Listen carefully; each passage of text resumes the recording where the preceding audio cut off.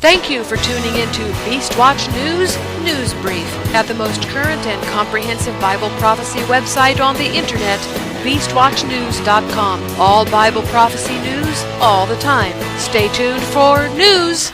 The scripture for Beastwatch News today is Job 22, verses 15 to 21. Have you marked the old way which wicked men have trodden, which were cut down out of time, whose foundation was overflown with a flood, which said to God, Depart from us, and what can the Almighty do for them? Yet he filled their houses with good things, but the counsel of the wicked is far from me. The righteous see it and are glad, and the innocent laugh them to scorn, whereas our substance is not cut down, but the remnant of them the fire consumes. Acquaint now yourself with him, and be at peace, thereby good shall come to you. In Israel today, Moscow is setting up its Russian Golan Brigade, warning Israel that the Sunnis plus all the Al-Qaeda that are on the border are actually a bigger threat to them than Assad. Moscow is determined to position Russian troops on the divided Golan as part of the UN force policing the separation sector because, according to Russian lawmaker Alexei Pushkov on Monday, we cannot exclude large-scale Syrian-Israel action. He warned that if Assad was replaced by radical Islamists, he would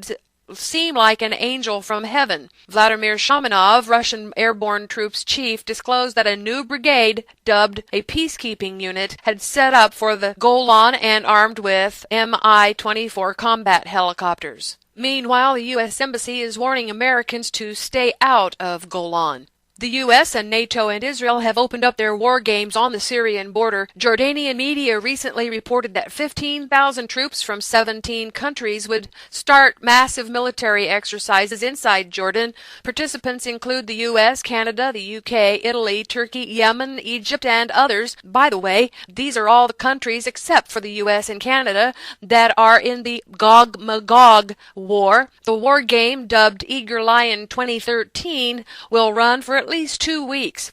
U.S. troops have already been stationed in Jordan and Turkey along with Patriot missile batteries. The CIA has been widely reported as running training camps for guerrilla forces to be sent into Syria. According to the June 9th Jordan Times, major equipment utilized during the exercise will include amphibious assault ships, AVB Harrier IIs, C-130 Hercules, F-18 Hornets, F-16 Falcons, Patriot missile system, and the V-22 Osprey tilt-rotor aircraft. It is unclear how much of this equipment will be left in Jordan after the completion of the exercise. Netanyahu on Monday hinted that Israel is ready to confine Jewish settlement expansion to the blocks of occupied territory it wants to keep under any peace deal with the Palestinians in a nod to U.S. efforts to revive the stalled negotiations. Netanyahu told Parliament's Foreign Affairs and Defense Committee that he wanted to resume peace talks, but that construction in the settlements in the West Bank would continue, and continues today, he added. Although, he said, we have to be smart about it, not just correct. Settlement in the blocks wouldn't substantively change the ability to reach an agreement, he said, referring to several clusters of enclaves where a majority of settlers live. Netanyahu spoke behind closed doors, and officials released some of his remarks in a statement issued later to reporters. But in another report, Israeli government does have a de facto halted construction in its East Jerusalem settlements in 2013. This, according to the Israeli Army radio on Monday. And Netanyahu has said that no American has requested the freeze in settlement construction. And he said also that he does not want to have a binational state, that Israel does not want a binational state, and that he will never accept preconditions for talks. Further, Netanyahu said that Palestinian talk terms are insurmountable. Perez said the Palestinians will have their own state, and Erekat weighed in on this. He said the two-state solution not within 1967 lines is meaningless. And Fatah member Jibril Rajoub said all of Israel is occupied Palestine, from the river to the sea. And the Turkish Foreign Minister Ahmet Davutoglu said Jerusalem's multicultural identity must be preserved to stop Judaizing policies. Naftali Bennett weighed in on it, saying that the Middle East is falling apart. Tzipi Livni is threatening to quit the Israeli coalition over this mess.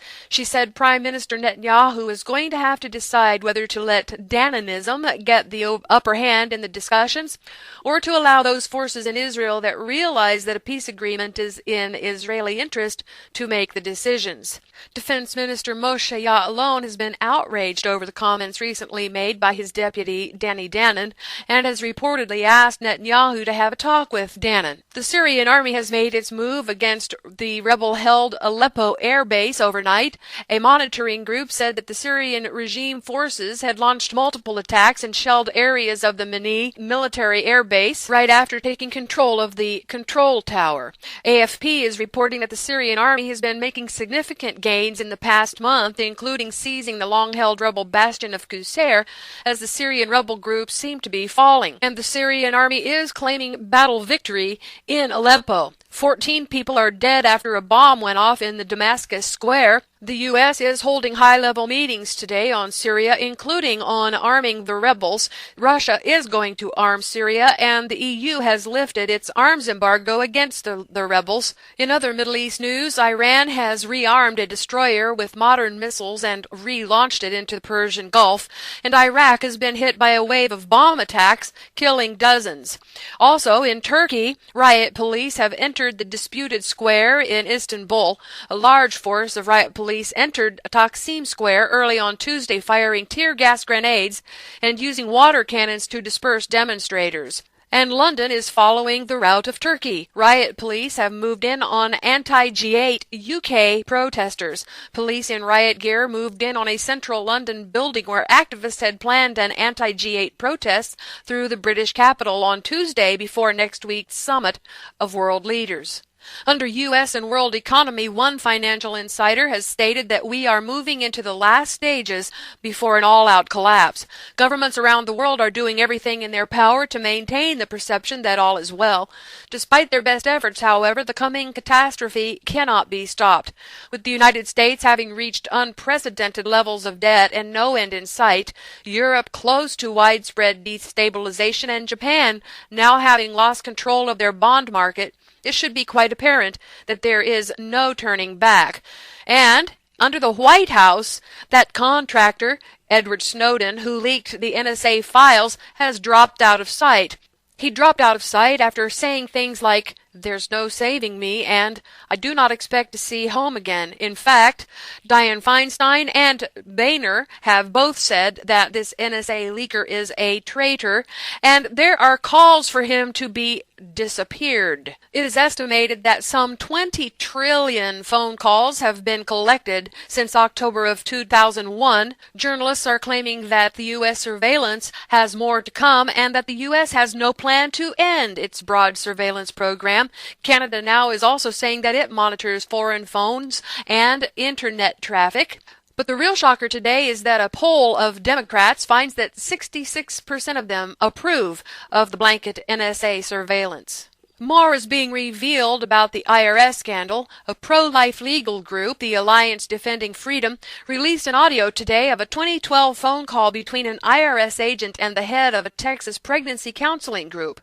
During the phone call, IRS agent Sherry Wan is heard lecturing Ania Joseph about how she can't have both a tax exemption and push her religious beliefs. In further news about the IRS, they are buying spying equipment, covert cameras in coffee trays and plants and elsewhere in order to spy on you. And as if the government wasn't sneaky enough already, Zero Motorcycles has created a stealth motorcycle for use by U.S. Special Forces.